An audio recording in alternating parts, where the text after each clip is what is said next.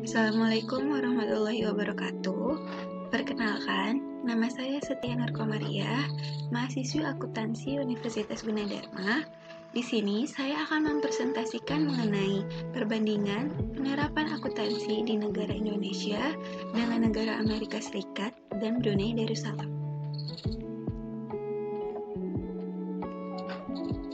Yang pertama yang saya akan bahas mengenai pengaturan dan pembinaan akuntansi.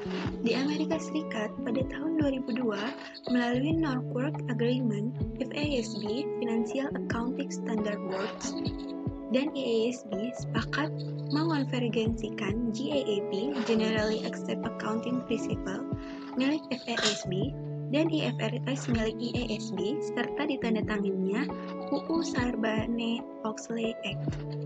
GCG, pengungkapan, laporan, dan profesi audit.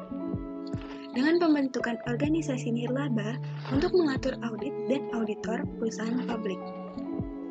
AS menggunakan Generally Accepted Accounting Principles atau GAAP yang dikeluarkan oleh Financial Accounting Standards Board atau FASB sebagai standar akuntansi keuangan mereka. Sedangkan di Indonesia, pengaturan akuntansi di Indonesia dilakukan oleh IAI, Ikatan Akuntan Indonesia, yang dibentuk pada 23 Desember 1957 di bawah pengawasan Departemen Keuangan. IAI menyusun SAK dan SPAP atau Standar Profesional Akuntan Publik. Tahun 2005, IAI mengadopsi standar IAST dan dituangkan dalam PSAK yang berlaku mulai 1 Januari 1995. Selanjutnya yaitu perbandingan laporan keuangan. Laporan keuangan di Amerika Serikat. Tipe laporan keuangan tahunan pada perusahaan besar di Amerika Serikat memiliki beberapa komponen di bawah ini.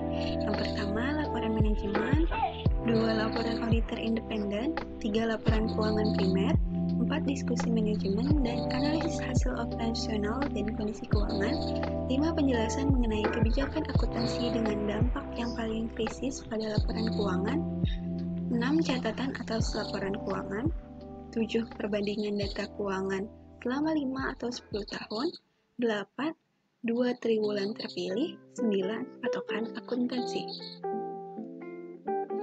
Selanjutnya laporan keuangan di Indonesia.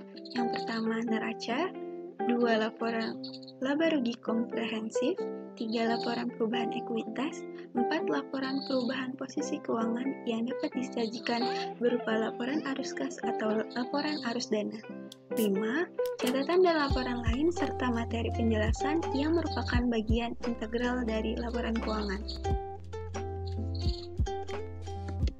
Selanjutnya yaitu pengukuran akuntansi. Di Amerika Serikat, dasar pengukuran akuntansi dengan dasar akrual sehingga sangat terikat oleh konsep matching. Goodwill dikapitalisasi, tidak ada amortisasi tetapi dengan impairment. Untuk aset berwujud dan tidak berwujud menggunakan historical cost dan evaluasi diperbolehkan. Penilaian persediaan dengan metode LIFO, FIFO, dan average. Penilaian pajak dengan metode LIFO. Teknik perataan laba dilarang. Sedangkan di Indonesia, penilaian persediaan dengan metode FIFO dan average LIFO diperbolehkan, tetapi tidak diperbolehkan untuk kepentingan perhitungan pajak. Akuntansi, kemungkinan kerugian diakrualkan, lisis dikapitalisasi, dan pajak yang ditangguhkan diakrualkan. Teknik income smoothing dilarang. Selanjutnya, pengaturan dan pembinaan akuntansi di Brunei Darussalam dan Indonesia. Brunei Darussalam Accounting Standard Council (BDASC) didirikan pada tanggal 1 Agustus 2011 melalui penegakan Accounting Standard Order 2010. BDASC bertugas untuk mengeluarkan aplikasi standar akuntansi untuk perusahaan dan badan-badan lainnya yang ada di Brunei Darussalam.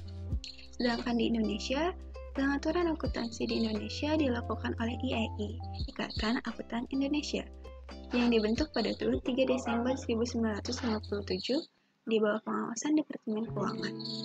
IAI menyusun SAK dan SPAP tahun 2005, IAI mengadopsi standar IASC dan dituangkan dalam PSAK yang mulai berlaku 1 Januari 1995. Selanjutnya yaitu perbandingan implementasi IFRS. Di Brunei Darussalam, penerapan penuh IFRS berlaku mulai 1 Januari 2014. Ini akan berlaku untuk perusahaan yang akuntabel publik untuk akun yang dimulai pada 1 Januari 2014. Semua perusahaan akuntabel publik seperti bank, lembaga keuangan, asuransi, dan perusahaan takaful diharuskan untuk mengadopsi IFRS penuh. Sedangkan di Indonesia, Lembaga Profesi Akuntansi (IAI), Ikatan Akuntan Indonesia menetapkan bahwa Indonesia melakukan adopsi penuh IFRS pada 1 Januari 2012.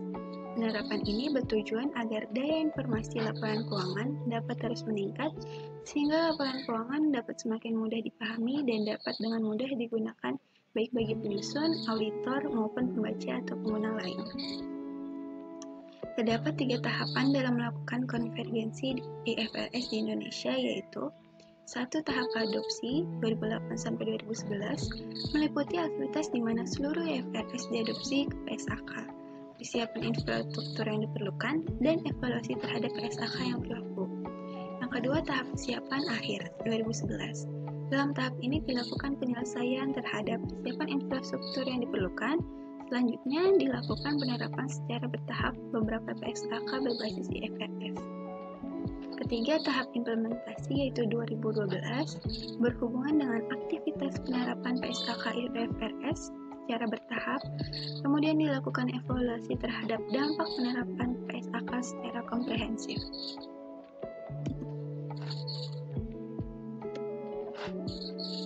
Sekian presentasi dari saya, semoga apa yang telah saya paparkan dapat bermanfaat bagi kalian yang telah menonton ini.